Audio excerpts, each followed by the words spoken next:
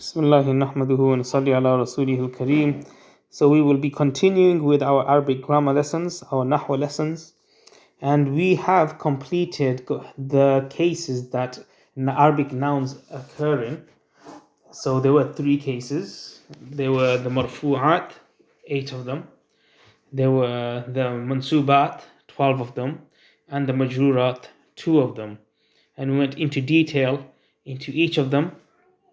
In order to improve your Arabic grammar, you can either learn the rules, like try to memorize them, which might be harder, or you could try to apply your knowledge with real life settings. So if you know any of the Quran, and the Quran is a perfect example for us, because we can open it and we can look at the harakat, the cases, because in most Quranic text fonts, the harakat, the fatha, dhamma, and kasra are present. So we could open Surah Fatiha and we see it says Alhamdu, and we could try to discern why does the dal have a dhamma on it for? Why is it Alhamdu for, not Alhamda or Alhamdi? We should be able to answer this now. Similarly, the word lillahi, why is it lillahi? Why is it not lillaha or lillahu? Well, now we should know the reasons for why this word, the word Allah in this case, has got a kasra. So all of the words that and all of the types of nouns that we've come across so far, you could say, were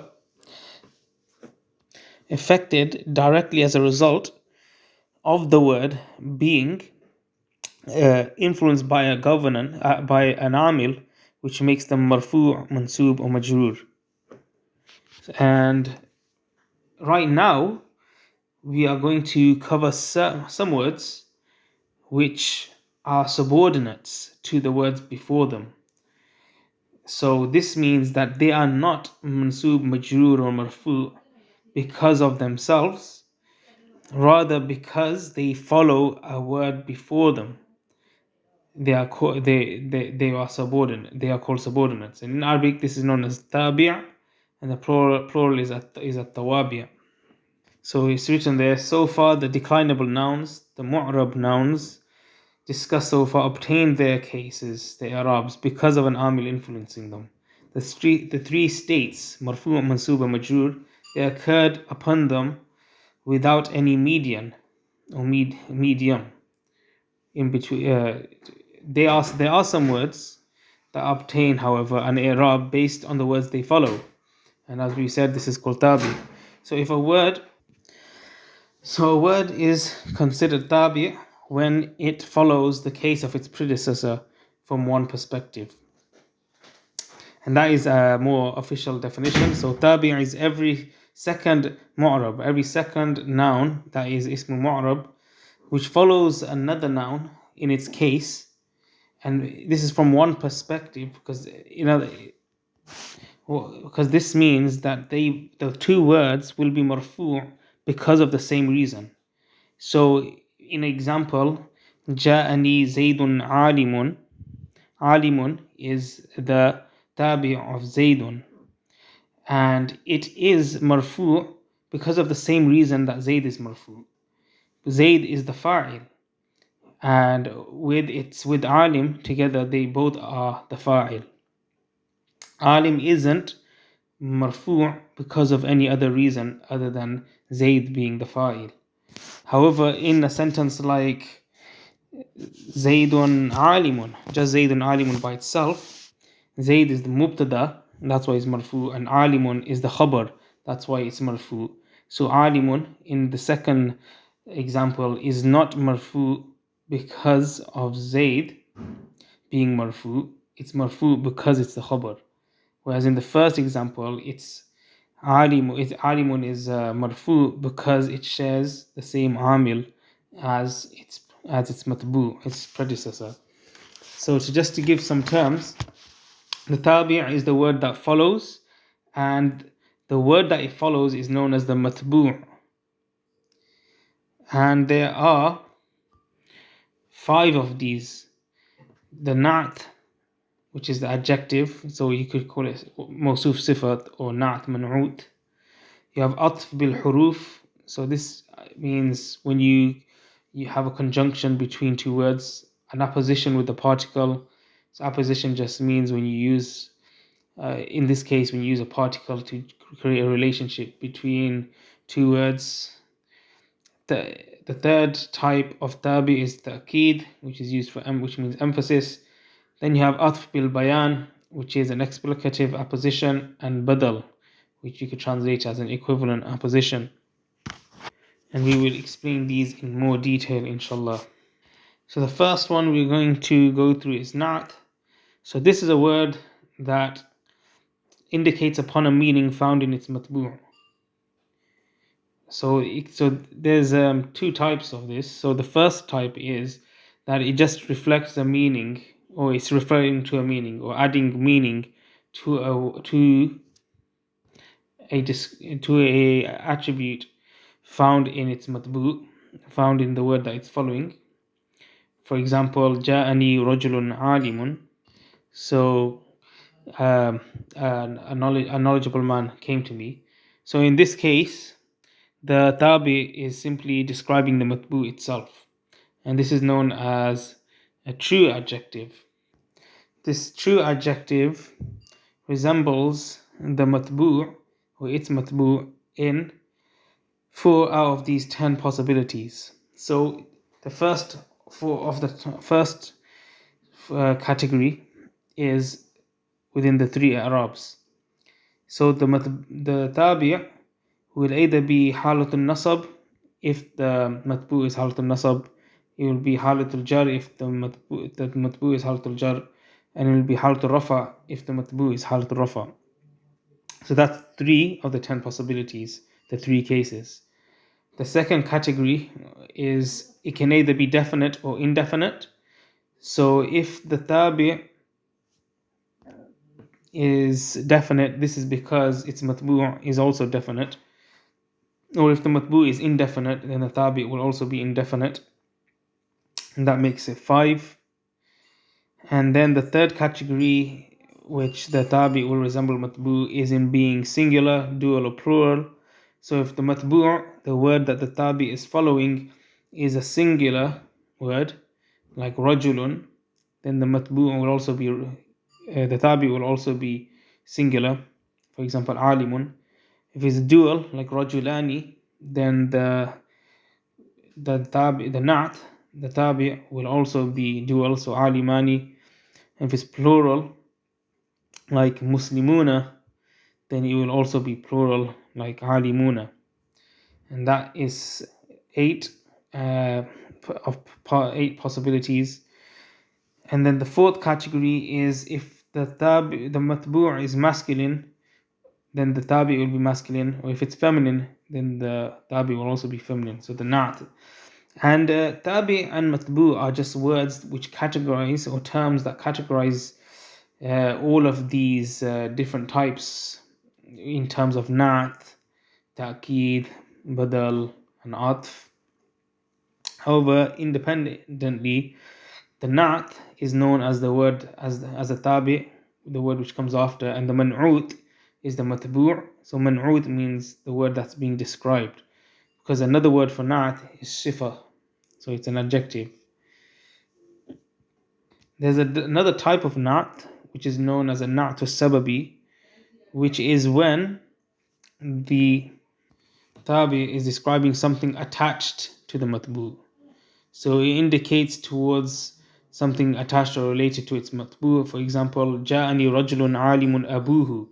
So a man came to me, his dad is learned. So in this case, alimun is describing the man's dad, because his dad is attached to rajulun. But the tabi' is alimun and the matbu' is rajulun, even though it's describing abuhu, his father, because the word abuhu is preoccupied with its own pronoun. Unlike the true adjective, so an-na'tul haqiqi, an-na'tul sababi, which is a na'at which is causative, it only resembles the matbu' in the first 2 points, so a possible 5 points. So if it's case, so the first is three cases. So if it's mansub, it'll be mansub. If it's majrur, it'll be majrur. If it's marfu', it'll be marfu'.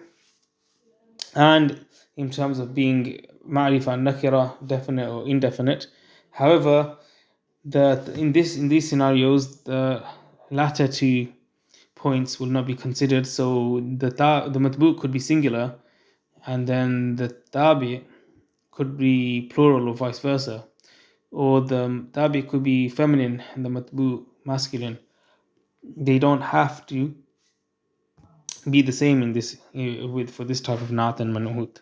So the example that's often given of the second type of naat is this Quran verse, which says رَبَّنَا أَخْرِجْنَا مِنْ هَذِهِ الْقَرْيَةِ الظَّالِمِ أَهْلُهَا.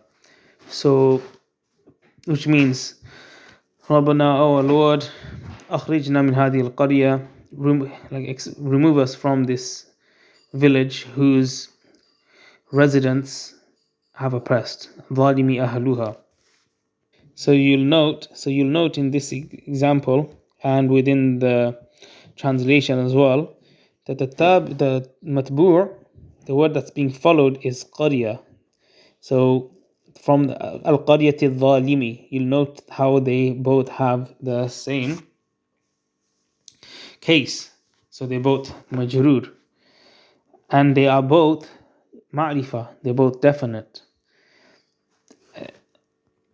However, the word al-zalimi, the tabi', is not describing al-qarya, the village.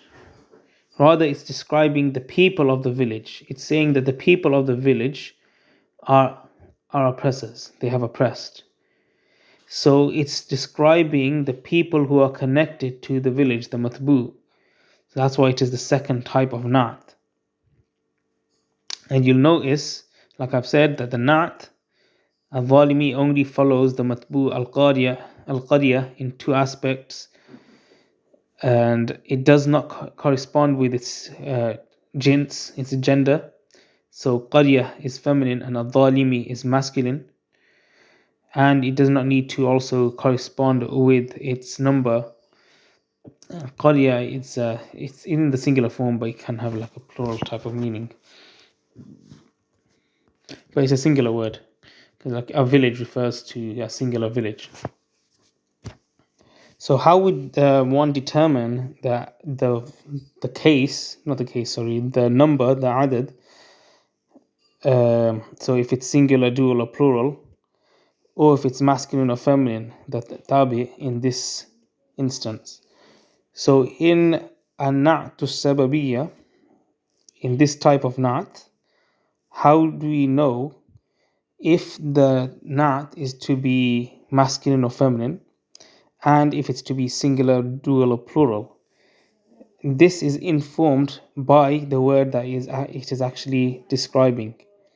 So we'll determine if it's singular based on the word it refers to. So the word al-zalim is referring to ahl, which is masculine. So al-zalim is also masculine. And ahl, although it means the people, it's a singular word in itself. So the form, the pattern it's upon is a singular pattern. So al-zalim is also singular. So what's the benefit of na'at? So it's an adjective. So any benefit you could think of in English will probably translate to Arabic, but generally they say if both the tabi and matbu' in the na'at man'ut structure are nakira, the indefinite, then the na'at, the description word, helps specify the man'ut. Right? For example, ja'ani rajulun alimun, a knowledgeable man came to me. So this specifies what kind of man came to me. Although rajulun is still indefinite, I haven't specifically said which man exactly came, but by calling him a knowledgeable man, it eliminates the possibility of those that are ignorant or are of other qualities that came to me. If both words are already definite, they're both ma'rifah, then it gives further clarification. For example, ja'ani zaydun al-fadilu. So Zayd the virtuous came to me, right? The virtuous Zayd came to me. So Zayd is already definite. I'm speaking to someone and they know Zayd, I know Zayd. So we both know who Zayd is. But by saying Al-Fadilu, I'm adding extra clarification to this Zayd. So the Na'at itself is used for Madh or Thana, so praise and commendation. For example, in the Basmala or Tasmiyah, if you call it that, Bismillahir Rahmanir Rahim. Ar-Rahman and Ar-Rahim are both praising. So Bismillah Allah, you'll notice, is majroor, Bismillahi, because it is the mudaf ilayh of ism, which means the name. So in the name of Allah. So Allah is mudaf ilayh, and we've said mudaf ilayh is majroor. And Ar-Rahman, so we just focus on Ar-Rahman. So it's Bismillahir Rahmani. So Ar-Rahman is also majroor. It's in the genitive case because it is following Allah in its case. And it is used to praise Allah here. So we're saying Allah is the most merciful. Allah is the Rahman. Allah is the Rahim. So both these words, Ar-Rahman and Ar-Rahim, are both genitive, majroor, because Allah is also majroor. They are not genitive or because of their own position in the sentence, but because they are following Allah's position in the sentence. So Ar-Rahman Ar-Rahim. Sometimes it's used for ta'qeed. For example, nafkhatun wahidatun. So this is na'at. Nafkhatun wahida. So it's mawsuf sifat, this sentence structure, which means one blast. So I'm emphasizing that it was one blast. If I just said nafkhatun, it means a blast. But to emphasize that it was one blast, I'm saying nafkhatun wahida. And it can also be used, so it can also be used to criticize or censor. For example, the ta'awudh, you say a'udhu billahi minash shaytanir rajim. So ash-shaytani is majroor because it is preceded by a harf jar. So you say minash shaytani. Min is harf jar, and we've discussed the majrurat already. And in the majrurat, we said when a particle of jar comes before a noun, then the noun becomes genitive. Ash-shaytani is a mufrad munsarif sahih word, and therefore it will be represented in the genitive case by a kasra. So we'll say min ash-shaytani. And ar-rajimi is also a mufrad munsarif sahih word, and the reason it's genitive is because it is the tabi', it is following the case of shaytani. And these examples that we've given here so far are all na'atul haqiqi, they are true adjective. The only one that was not, which was the causative adjective, was the Quran verse أخرجنا ربنا أخرجنا من هذه القرية الظالم أهلها. So carrying on, a nakira word can sometimes be modified. So the sifa for a nakira word, the na'at for a nakira word, can sometimes be an entire sentence. For example, marartu bi rajulin abuhu alimun. So I passed by a man whose father was an alim. And this example is of the second type of na'at, as-sababi. And you'll note how abuhu alimun is an actual sentence. So it's mubtada khabar, which forms a sentence to become the na'at of rajulin, which is the nakira word. So you can't have a sentence as the na'at of a ma'rifa word. This is because a sentence by itself is treated as nakira, and for na'at and man'ud to correspond, then they need to correspond in terms of being nakira and ma'rifa. And because the sentence will be nakira and the sentence, which is the na'at, will be nakira and the man'ut will be ma'rifa, they will not correspond. So therefore, a ma'rifa word cannot have a sentence as its na'at, as its sifa, adjective. Furthermore, pronoun isn't modified with na'at, nor are pronouns themselves used to modify other words. The reason that man'ut the word that's being described can't be a pronoun, because pronouns are already very clear. They are considered the most common of nouns, because you need to have a reference point to use a pronoun. You can't just refer to him or her or it without knowing or indicating what that is already prior. So there's no need to clarify it or specify it further with a nat. Also, the reason that a nat can't be a dhamir, a pronoun. So the reason that the nat cannot be a dhamir is because the dhamir, it refers to a dhat. It refers to something, a specific body. Whereas a nat always refers to a meaning of the matbu', and a dhat, not the dhat of the matbu'. And that is the end for this lesson. So that's all of na'at and man'ut. Inshallah, we'll continue with the tawabi from next session. Please leave comments and suggestions. Wa akhir da'wan, alhamdulillahi rabbil alameen.